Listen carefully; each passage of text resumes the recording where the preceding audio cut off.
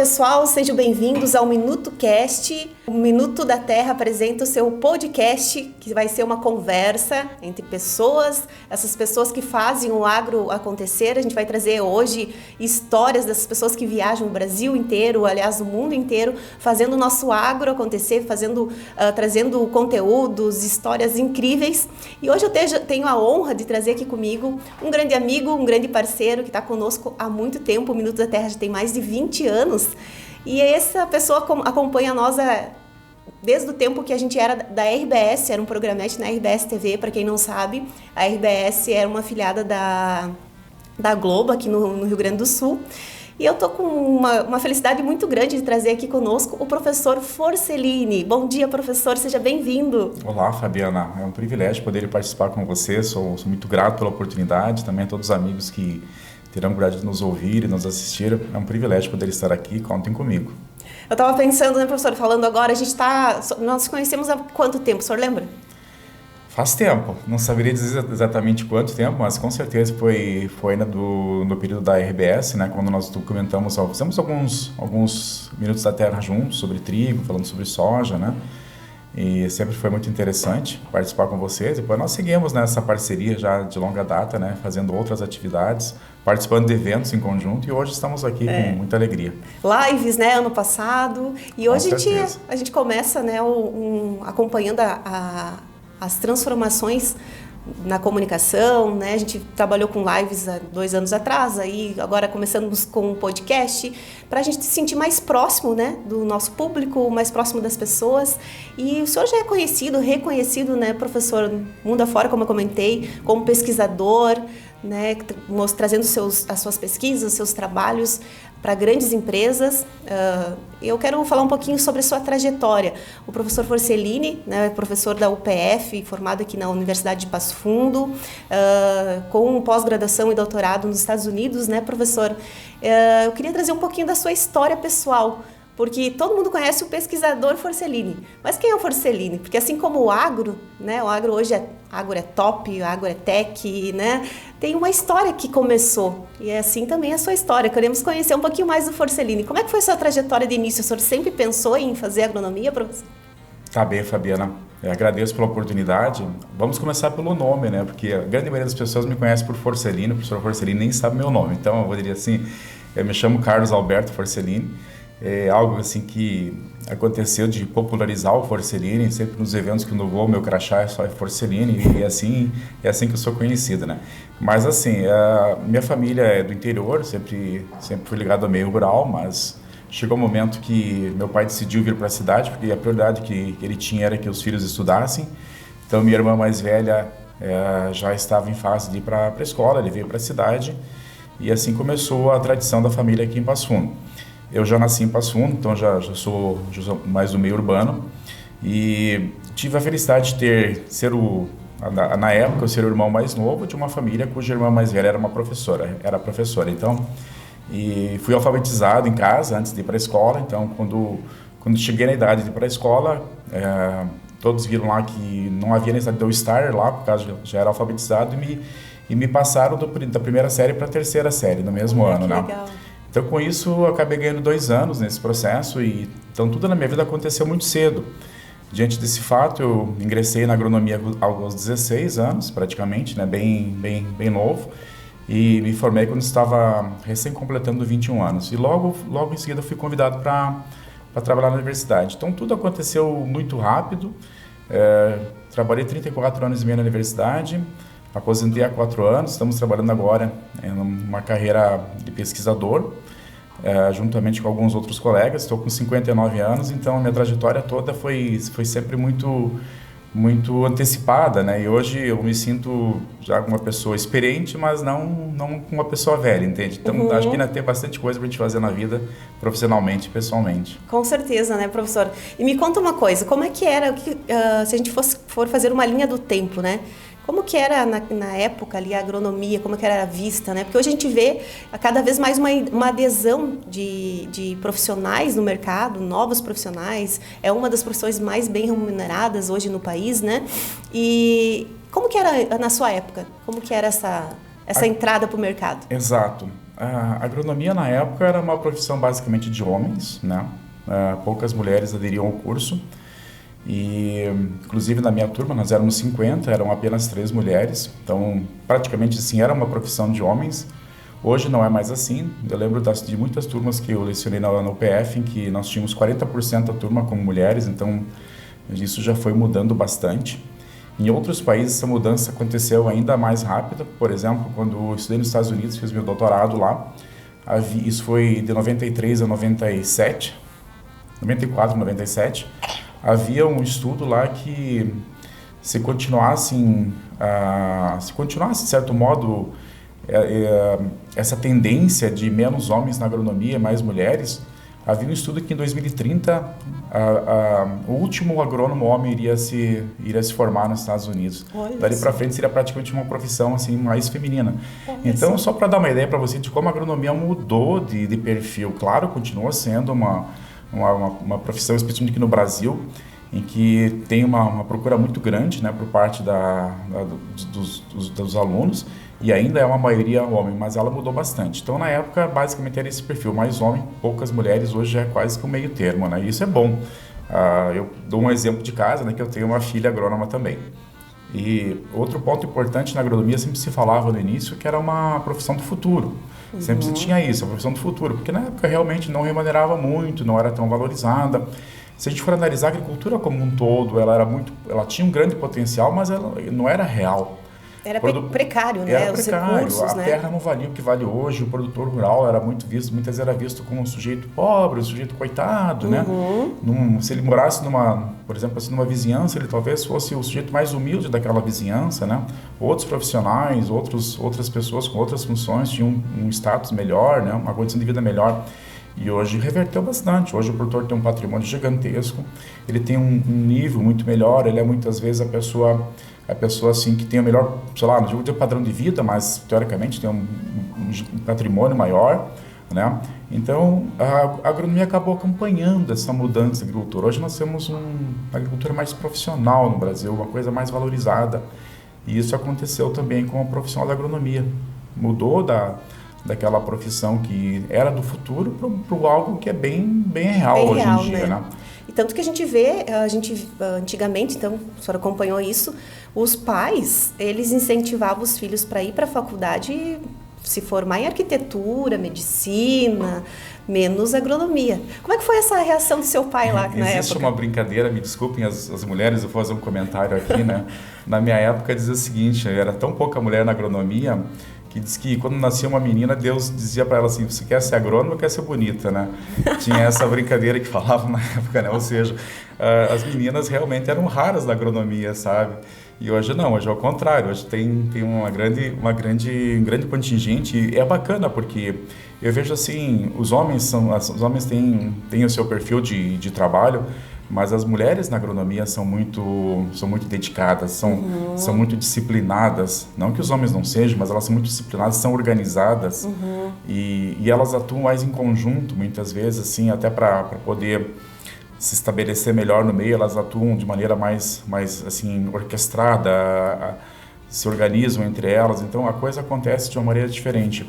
E foi muito bom ver essa transformação que aconteceu ao longo do tempo, né? E minha filha participou também dessas mudanças e hoje é uma profissional bem-sucedida na área que ela atua, né? Seguindo mais ou menos na mesma linha de trabalho que eu atuo com pesquisa, né?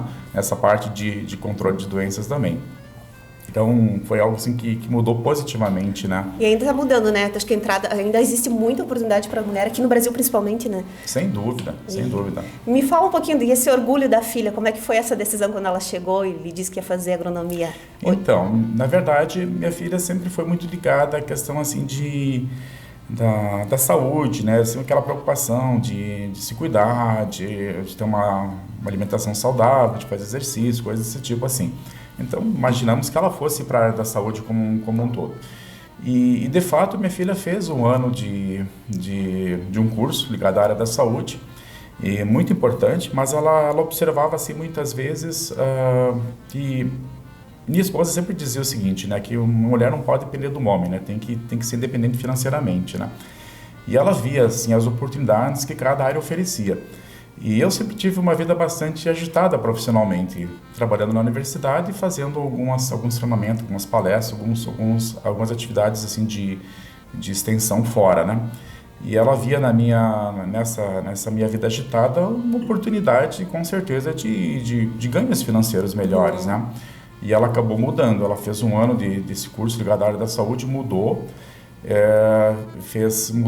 se matriculou para agronomia sem eu saber. Olha, ela fez o vestibular sem eu saber. Eu só fiquei sabendo depois que estava tudo concretizado, ela aprovada, né? Então foi uma surpresa. Foi uma surpresa, mas decidimos então que ela faria agronomia, né? Fiquei um pouco preocupado no início, né? Por causa de uma mudança muito rápida de área, mas ela se organizou, como eu disse antes, com outras pessoas, outras meninas que tinham o mesmo foco, né? De fazer da agronomia uma oportunidade, se deu muito bem. E eu estudei nos Estados Unidos, sendo doutorado lá, então quando minha filha estava terminando o curso de agronomia, nós fomos para os Estados Unidos e conseguimos um estágio para ela fazer o último semestre do curso de agronomia lá nos Estados Unidos e nunca mais voltou. Isso já são 12 anos, né? Nesses 12 anos ela veio para cá para passear, para visitar a gente, visitar os familiares, né? Mas profissionalmente se criou raízes lá. Criou raízes, fez o mestrado, fez doutorado e trabalha hoje, agora em setembro vai completar 4 anos de trabalho numa empresa lá nos Estados Unidos, né? Então, minha trajetória da filha como agrônoma é mais ou menos assim, muito parecido com a que eu tive, né? Eu ia dizer, foi criando raízes, né? A senhora comentou que se formou e logo já seguiu carreira de professor. Minha irmã mais velha... Sua irmã mais velha lhe alfabetizou a mim, né? Tal ponto que eu ganhei 2 anos na escola primária por conta dessa alfabetização. E foi ela que lhe inspirou a ser professor?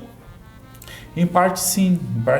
Acredito que na minha família, na verdade, na minha família todos são professores, são profissionais e professores, todos, né? Meu irmão mais novo é médico, professor na medicina. Meu irmão mais velho é contabilista e foi professor também de contabilidade. Minha irmã que faleceu, essa mais velha, também foi professora. Minha outra irmã foi bancária e professora. E assim, todos na minha família, de certo modo, exerceram o magistério paralelamente ou como atividade principal. No meu caso, foi atividade principal, né? Então, quantos irmãos, professor? Nós somos em 7 ao todo, né? 6 ao todo, desculpa. Eu sou o 5º e o irmão mais que veio depois é o 6º, né? Então, na verdade, assim, meu pai sempre foi uma pessoa que diz assim, a prioridade é estudar. A segunda prioridade é estudar e a terceira prioridade também é estudar. Então, não nos dava a opção de fazer outra coisa. Teve um episódio uma vez que minha irmã começou a trabalhar e visualizou, para quem praticamente a gente não tinha dinheiro, né, na época, né, não se tinha nada, né? Imagina voltar 40 e poucos anos atrás, 50 anos atrás, era a gente outra não tinha realidade, nada, né? Todas as famílias muito simples, né? Meu pai era funcionário de um frigorífico, né? Eu comecei a trabalhar no frigorífico, depois fui para a universidade, quase todos os meus irmãos começaram por lá e depois migraram para outros trabalhos. E minha irmã começou a trabalhar no frigorífico e decidiu abandonar a escola por conta de estar ganhando um salário que para ela era uma coisa assim, fantástica na época, né? Meu pai foi lá e pediu para os diretores demitirem ela, para que ela não ficasse trabalhando e deixasse de estudar. Foi uma coisa assim que ele fez e que marcou muito todos nós. Então, de certo modo, esse estímulo veio desde a nossa infância, né? A partir do ensinamento dos nossos pais, de priorizar sempre os estudos. E isso foi, de certo modo, algo que me fez também seguir uma carreira acadêmica para poder, quem sabe, oportunizar também, passar para os nossos estudantes um pouco daquilo que a gente aprendeu na vida, né? Mas que legal, né, esse ensinamento do seu pai, porque mais do que nunca a gente sabe que o conhecimento, ele é tudo que tu pode levar, digamos, a gente só leva o conhecimento, né? Exatamente. E com essas transformações tecnológicas também, olha quanta gente hoje tem oportunidade, tu me disse, né, antigamente a gente não tinha oportunidade nenhuma, nem de estudo, né? E hoje a gente tem a oportunidade de estudar a hora que tu quiser, o conteúdo que tu quiser, na profundidade que tu quiser, com a internet, com os acessos que a grande maioria tem, né? E me diz uma coisa, professor, tu me falaste antes ali sobre a tua entrada na faculdade. Então, já tinha meio que na intenção de se tornar um professor. E como que foi, assim, se formou, como que foi a sua graduação? Certo. Então, eu comecei cedo, como eu comentei antes, na agronomia. Me formei, estava fazendo 21 anos quando me formei. E no ato da graduação, naquela época ainda era no Cine Teatro Pampa, né? Que fazia umas gravações lá em cima, né? Então, quando o diretor, na época, o professor Elmar Luiz Floss, me chamou para vir até a mesa, e quando eles colocam o chapéu em cima da nossa cabeça e diz assim, confira o grau de engenheiro agrônomo, para mim ele disse, para minha surpresa, ele disse, passa na segunda falar comigo, né? Graduação no sábado, ele disse, passa na segunda-feira falar comigo. Só a primeira reação foi negativa, eu pensei, aprontei alguma coisa, né? Não estou formado. Né? Não estou formado. Algo aconteceu, né? Mas enfim, né? Eu tinha todas as coisas, tudo que tinha que ser feito para graduar eu havia feito, né? Tava tudo certo, mas aconteceu alguma coisa. Aí na segunda-feira fui visitá-lo, fui fazer a reunião com ele, e aí havia um outro colega para o qual ele havia dito a mesma coisa, né? Então estávamos nós lá. E, na verdade, ele estava nos oferecendo 2 oportunidades de emprego, né? Que uma delas era para trabalhar no Brasil Central, no fomento da cultura da cevada, na região de Brasília, um convite de uma das empresas cervejeiras, e o outro era para, se houvesse interesse, seguir na universidade como auxiliar de ensino na época, né? Uma pessoa queria trabalhar junto com um professor já para ganhar experiência nesse ponto. Como eu sempre quis ter continuar estudando, para mim foi ótimo, e para o meu colega que tinha uma vocação mais realmente de ir para lugares diferentes, novos, né? Para ele também foi ótimo. Ele foi para aquela oportunidade e eu fiquei na universidade. Então, na verdade, assim, para ser bem exato, na semana seguinte à minha graduação, já comecei a trabalhar na UPF e assim fui seguindo. Também você foram quantos anos, professor? 34 anos e meio. Eu comecei lá em janeiro de 1984 e trabalhei até julho de 2018. Né? Então, foi assim que se iniciou, a partir de um convite do professor Omar, que era o diretor na época, né? E fui muito bem recebido pelos colegas lá e segui minha carreira. Já formou algum agrônomo, então? Sim, são mais de 2.000 alunos, com certeza, né? Passa bem longe dos 2.000, com certeza. Mas, assim, 2.000 para não entrar muito em detalhes, né? E encontra o pessoal por aí, professor? Encontro. E aí tem uma situação sempre engraçada, Fabiana, que especialmente para aqueles alunos que faz bastante tempo que eu não vejo e que já graduaram, né? Então, eles me perguntam assim, professor, o senhor lembra de mim? Ele diz, olha, lembrar de ti pode ser bom ou pode ser ruim, eu digo para ele. Mas eu lembro de ti. Eles, como assim bom ou ruim? Não, tu acostumou a dar aquele friozinho. Eu lembro daqueles bons alunos, assim, que tiravam boas notas. E também lembro daqueles que me incomodavam bastante na aula, né? Então, tem um aspecto negativo e positivo, né? Mas eu lembro de ti. Agora, não me pergunte... E daí a pessoa fica ali, né? Que nem tu na graduação. Os grupos você se enquadrava, né? A pessoa deve ficar ali, o que será que eu fiz? Lembro da tua graduação. Professor, tu comentou bastante da sua filha, né? Tenho uma filha Bruna, está agora com 35 anos, e meu filho Bernardo está com 27, né? E meu filho é engraçado que ele não seguiu a agronomia, né? Ele foi para a área mais assim de negócios, né? E na escolinha, então, muitas vezes quando eu ia ao mercado, eu fazia alguma compra, também tentava encontrar algumas frutas estragadas, coisas assim, para mim... claro, relacionadas à doença, que era o assunto que eu trabalhava na universidade, para eventualmente até usar para as aulas práticas, né? Uhum. Ou até ia no mercado e pedia para ir lá nos fundos do mercado, procurar algumas frutas estragadas, lá onde eles descartam, né? Uhum. Para juntar material para a aula. Nós tínhamos umas 2 aulas que envolvia, a gente chamava de doenças pós-colheita, desde que acontece quando um produto está já no mercado, em comercialização. Olha, que legal. Então, 2 coisas engraçadas têm relação com isso. Uma delas que um dia eu estava no Zafra, da Uruguai, catando fruta estragada lá atrás, e eu vi que uma das funcionárias comentou com o outro, nossa, mas não parece tão necessitado assim, né? Olhando para mim catando, ela não parece tão uma pessoa tão necessitada para estar aí catando isso, né? Isso foi uma coisa que eu escutei que me marcou. Mas o meu filho também fez uma associação com isso, né? Uma vez na escola pediram a ele para definir como é que era a profissão dos seus pais, né? E a minha definição é que eu era um professor de tomate estragado, né? Eu era um professor na parte de doenças, né? E dava muito com frutas estragadas, né? Então, professor de tomate estragado, essa era a ideia. Talvez por isso que ele não seguiu a agronomia, né? E foi para a área de negócios, né? E mudou. E minha filha acabou daí seguindo, se tornou pesquisadora e trabalha também com a parte de doenças de plantas, com o meu trabalho, né? Segue, né? Nessa lida aí. Né? E o Bernardo trabalha onde hoje? Bernardo trabalha, meu filho mora no Texas, trabalha na Oracle, nessa parte de sistemas de automação, de TI para empresas. Legal. E minha filha mora em Indianápolis, trabalha na Corteva, que é uma empresa também nessa linha de defensivos agrícolas. Que bacana. Que orgulho dos dois, né? Sim, com certeza. Orgulho. Professor, e a sua esposa? Como é que foi conhecer a esposa? Quantos anos o senhor é casado? Bom, na verdade, eu sou casado há 36 anos, né?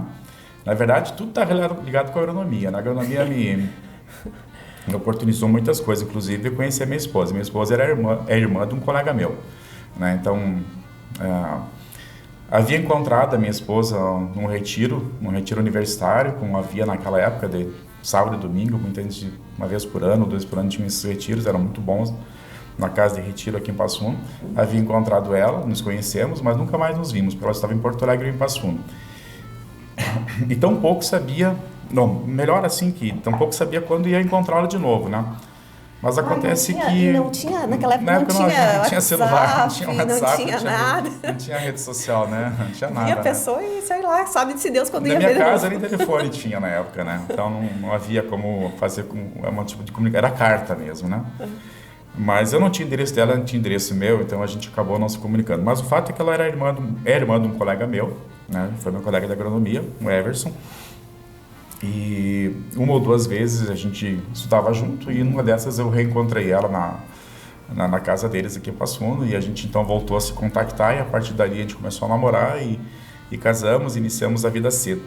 E eu sempre quis estudar fora, fazer meu mestrado, doutorado e a gente já havia começado, já estava namorando, né? Namorando. E aí já havia uma projeção de eu estudar no ano seguinte fora. Eu fiz meu mestrado em Piracicaba, em São Paulo, e depois fiz doutorado nos Estados Unidos. Então já havia uma projeção de eu tentar ir no próximo ano já para fora. E aí meu sogro disse, só vai se casar primeiro, né? Então, assim, não tem essa de levar minha filha contigo. Sim, mas depois sem estar casado. Sem ser mais responsável ali, então né? acabamos que casamos cedo. Namoramos 9 meses, casamos. Então tudo, como eu disse, tudo aconteceu Quantos cedo na minha vida. Quantos anos você tinha quando casou? 23. Né? Nossa, muito cedo. Exato, 23 anos. Minha esposa recém também estava nessa idade aí. Olha então só. casamos cedo, começamos cedo e mudamos depois logo em seguida para Piracicaba e assim foi indo. Depois voltamos para Passo Fundo, fomos para os Estados Unidos e voltamos, né? E aí minha filha nasceu próximo dessa mudança para Piracicaba e meu filho nasceu nos Estados Unidos. Então, diz que eu tenho alguns diplomas extras, né?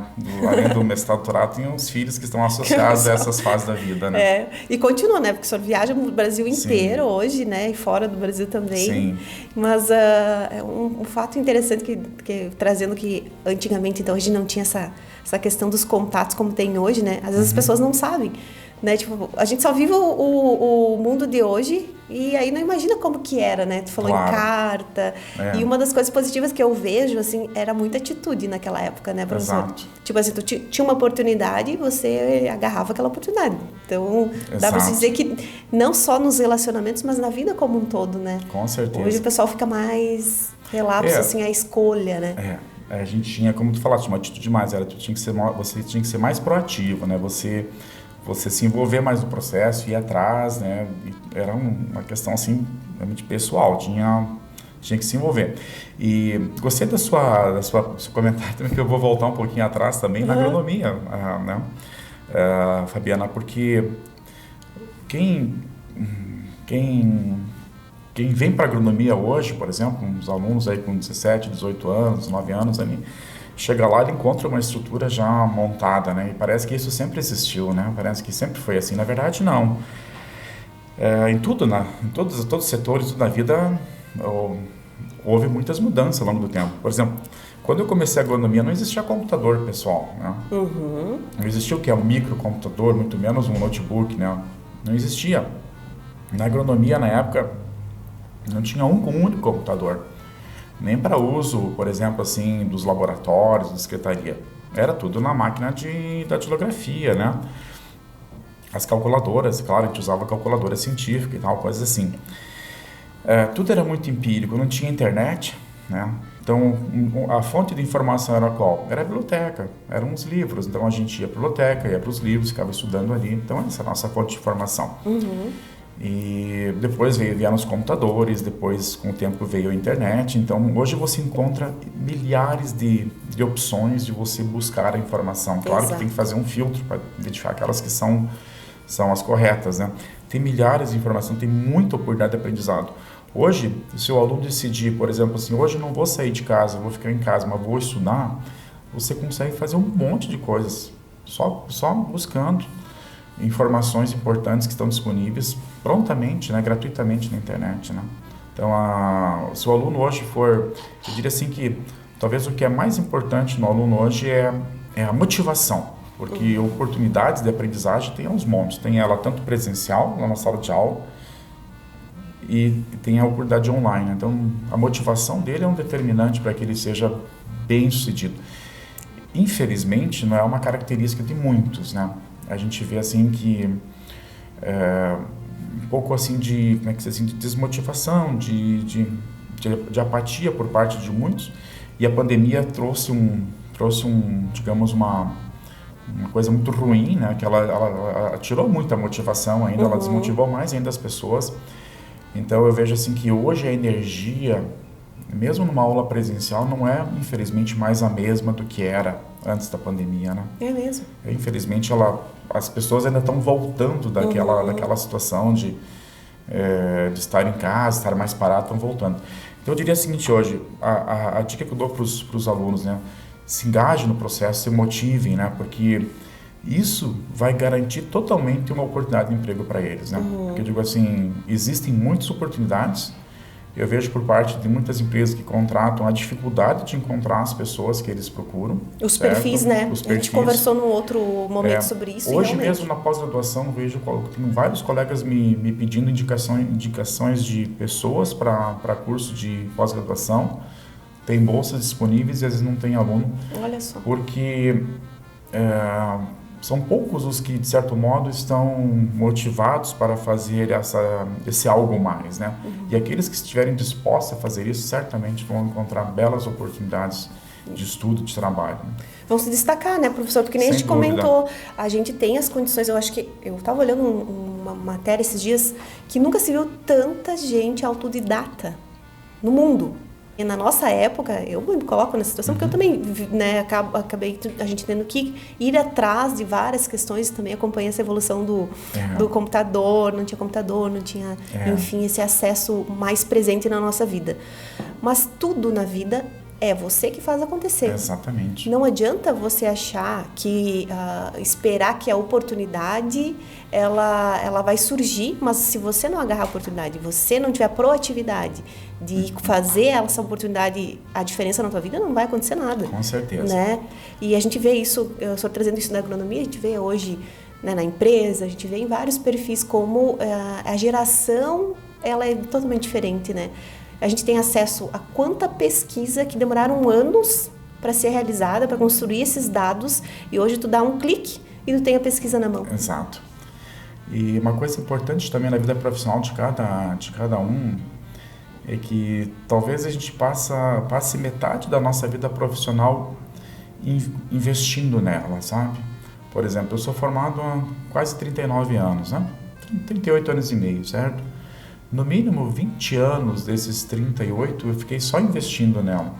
Investindo, por exemplo, assim, em fazer um mestrado, fazer um doutorado, fazer cursos, continuar estudando, me aperfeiçoando, para que depois, nesses 18, 20 anos dessa segunda metade, eu estivesse usufruindo desse investimento. Eu acho que isso acontece para todos, né? Todos os profissionais.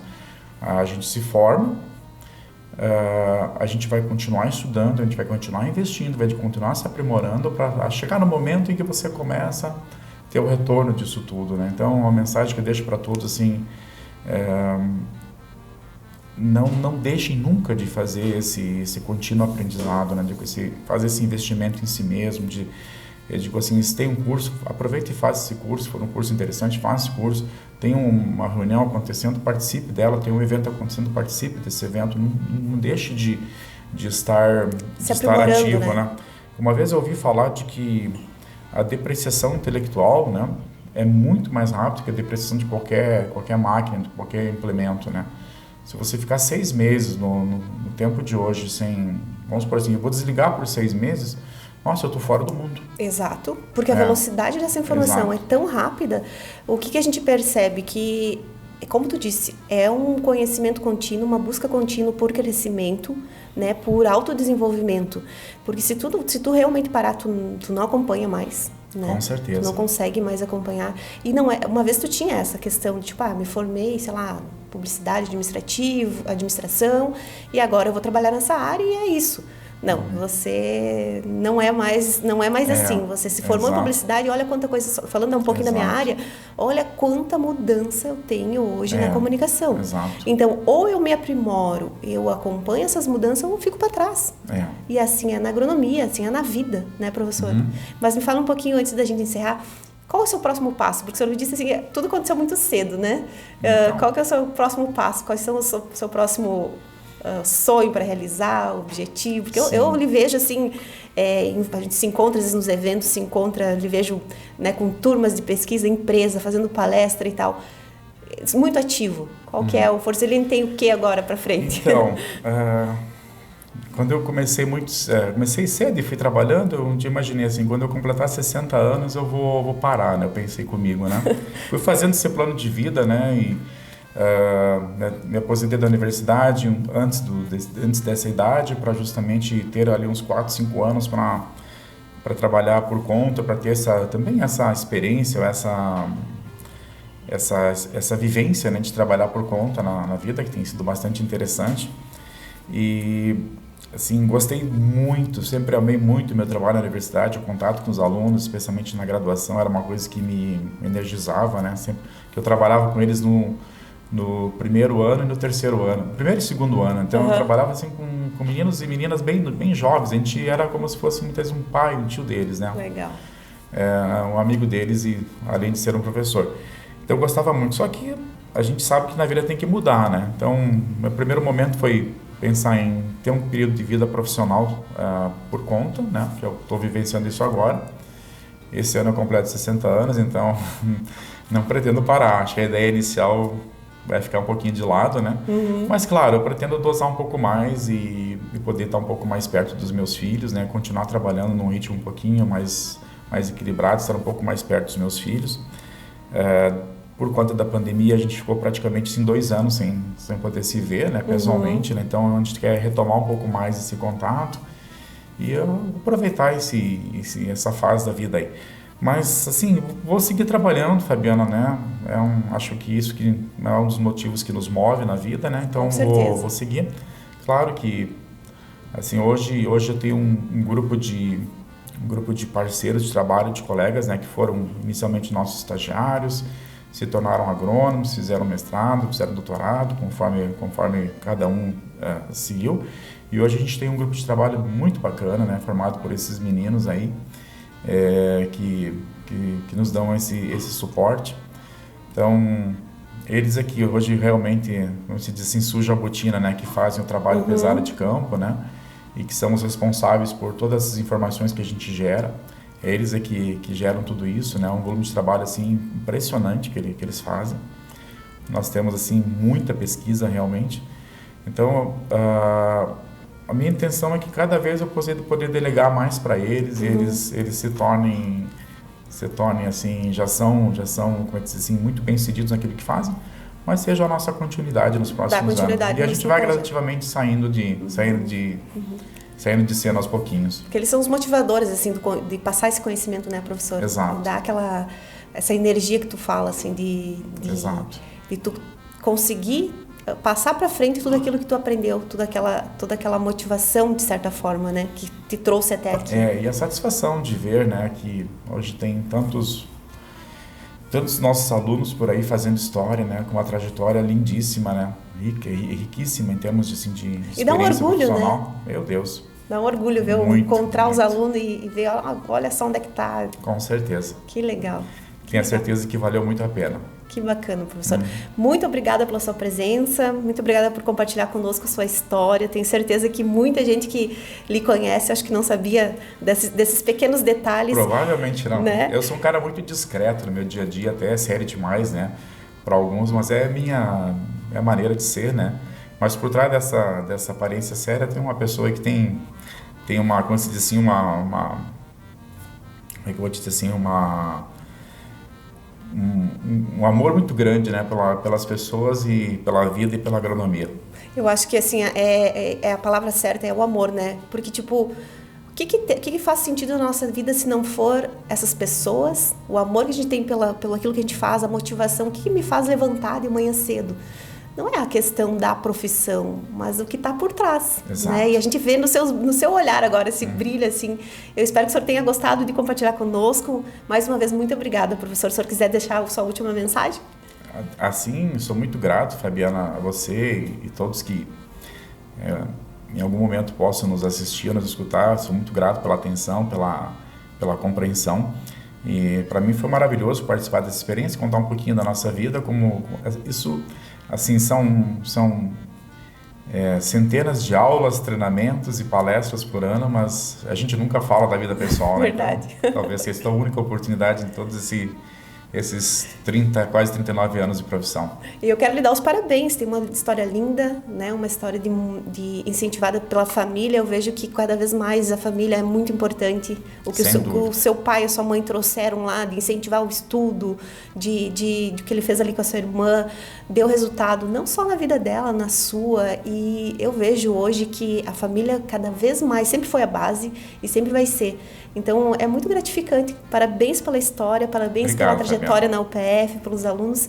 E a gente continua se encontrando, né, professor? Com certeza. Pessoal, muito obrigada. Continue nos acompanhando. A gente vai trazer conteúdos assim, essas histórias lindas de pessoas lindas que fazem o agro acontecer todos os sábados no Minuto da Terra, no canal Minuto Cast.